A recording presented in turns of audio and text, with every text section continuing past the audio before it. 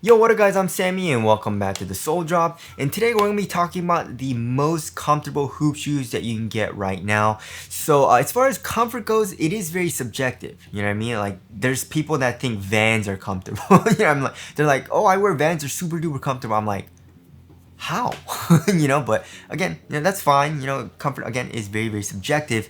But for me, I'll tell you what's very comfortable for me. And the first thing that I want in a very comfortable shoe is underfoot cushion. I want something extremely soft, very almost like borderline mushy. You know what I mean? Obviously, these are all basketball shoes. So in terms of like comfort, I'm thinking more like if you're gonna wear it casually. You know what I mean? But also if you want a very comfortable shoe for on court, you can wear these shoes as well. But yeah, if you do want to get any of these shoes, I try to leave in the free link in the description box. And as always, thank you guys so much for all the support. But yeah, also the cushion is not the only thing, but I feel like that's the most important thing for me. The underfoot cushion, is it soft? Is it comfortable? Do I feel like I'm walking on like a marshmallow, a cloud, all that good stuff.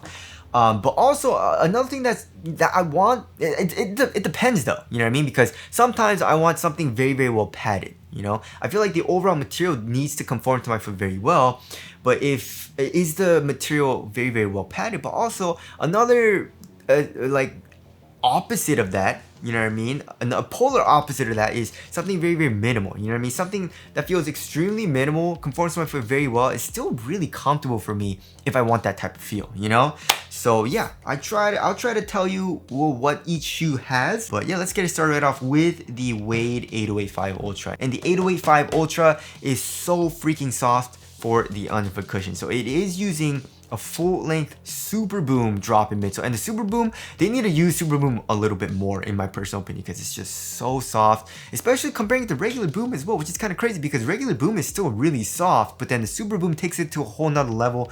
It literally feels like you're walking on something like a marshmallow or something. It's just so soft, and because it is a drop-in midsole, your foot is right on top of that foam. You know what I mean? So yeah, the underfoot cushion is extremely soft.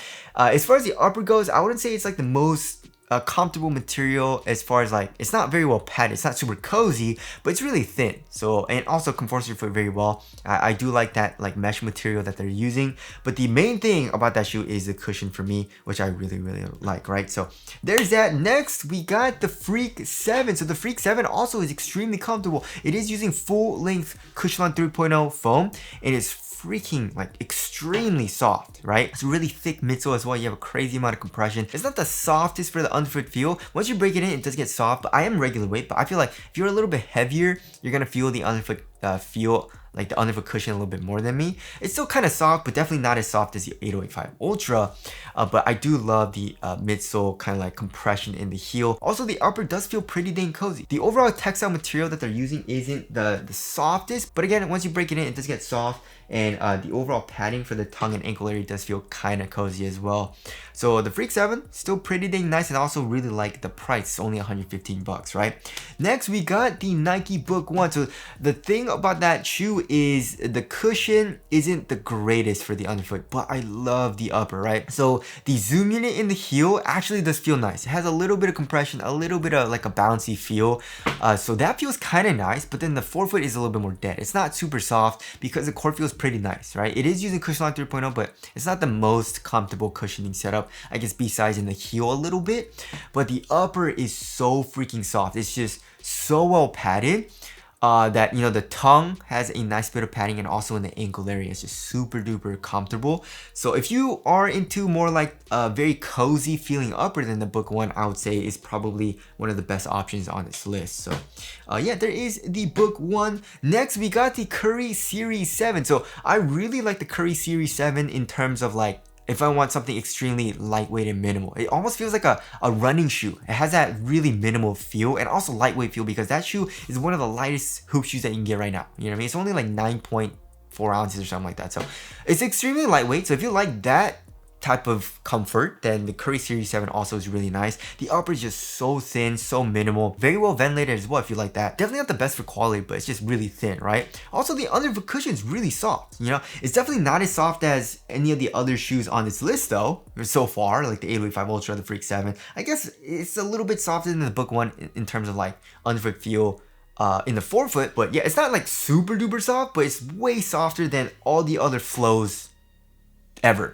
You know what I mean? So it's just, it has a nice soft feel, which I like. So yeah, the Curry Series 7, it has more like that minimal type of feel that still feels comfortable with a pretty nice underfoot cushion, you know? So there's that. Next, we just go extreme on the other end, right? So we got the Jordan 40, and if you want a crazy cushioning setup, then or the craziest cushioning setup pretty much that you can get right now, then the Jordan 40, right? So obviously you have the full length zoom strobo unit, which is right underneath the foot, super duper bouncy, a lot of compression, and then underneath that you have the Zoom X, and the Zoom X also has a nice bit of compression, which is also extremely soft. So you have a crazy amount of compression in the heel, and if you like that, then you'll love the Jordan 40. You know what I mean? For me, you know, if I'm walking around all day in like a full-length Zoom strobo setup, my foot just gets a little bit tired for some reason. So I don't like it as much.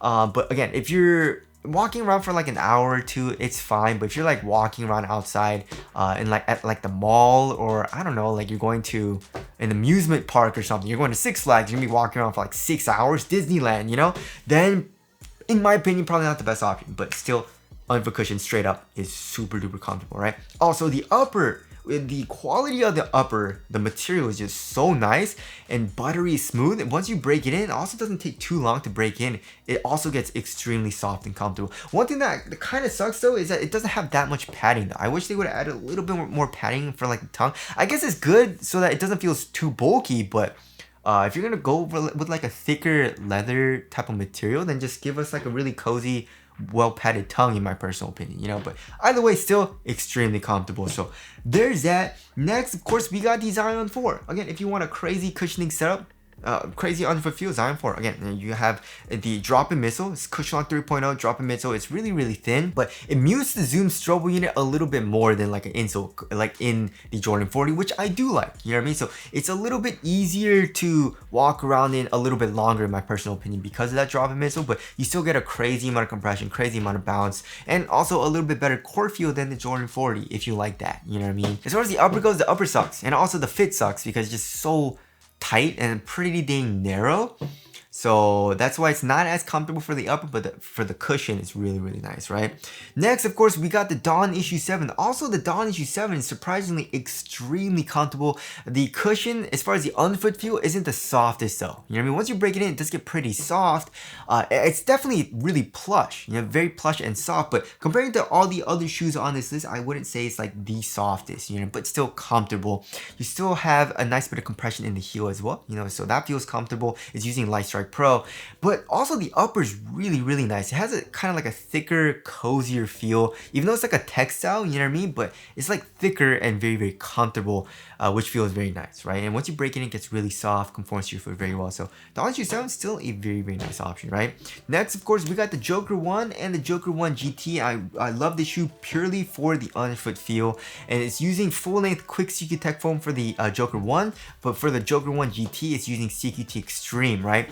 And it's using a soft mesh strobo board, so right when you put it on the shoe, right, step in comfort, it's super duper soft, very, very comfortable. It's kind of subtle because you still have pretty good core feel, but I still really, really enjoy it. And once you get going, it has a nice little subtle bounce, right? The upper also not the coziest, not the most comfortable, but it's like a really thin leather material, and once you break it in, it conforms to your foot very well. So that makes it a little bit more comfortable. Again, it's not a cozy comfortable, it's more like a thin, conforms to your foot very well, kind of comfortable, you know? So there's the Joker 1 GT. Next, same reason as the Joker 1 and the Joker 1 GT, we got the Kai 2. The Kai 2 also has a nice bit of underfoot feel because of the full-length N2 foam and the soft mesh strobo board. And also, another plus is that you have a fully exposed midsole and you have nice heel compression, which also feels very comfortable, right?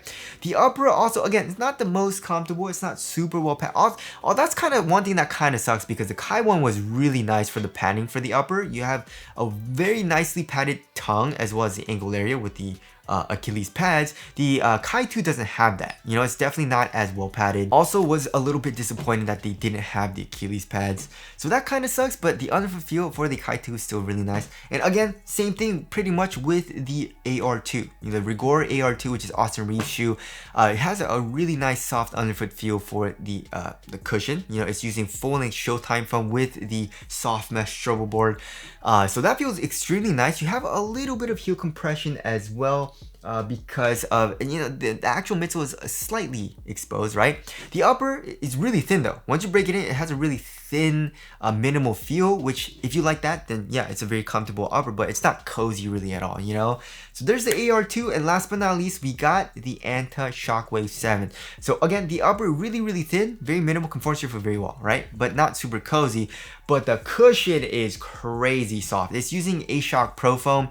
It's a really thick slab of A-Shock Pro Foam, right? So the core feel isn't the best, but first of all, it's using a soft mesh strobe board, and it's just so soft and comfortable for the underfoot cushion. Also for the step-in comfort. So the cushion is very, very soft. Also, the cage, it's not like a super stiff cage, not a super stiff plastic material, so you still have a nice bit of heel compression. So yeah, that's also a very, very nice and comfortable shoe. So anyways, that about concludes this list of the most comfortable shoes that you can get right now. I mean, there are some other shoes I can include. I guess, like the Game 1 Low with the quick 2.0 drop in midsole. So that one's pretty dang nice. And I guess I can throw in the Harden Volume 9 in there as well, but not a huge fan of the like bulkier feel, but overall cushion is comfortable. And I do like the full-on booty material that it has, like that knit booty. So I guess I can throw those in there, but overall, that's my list for the most comfortable shoes that you can get right now. Again, if you guys do want to get any of these shoes, I try to leave in the link in the description box, but that's it. Thank you guys for watching, and I'll see you guys in the next one.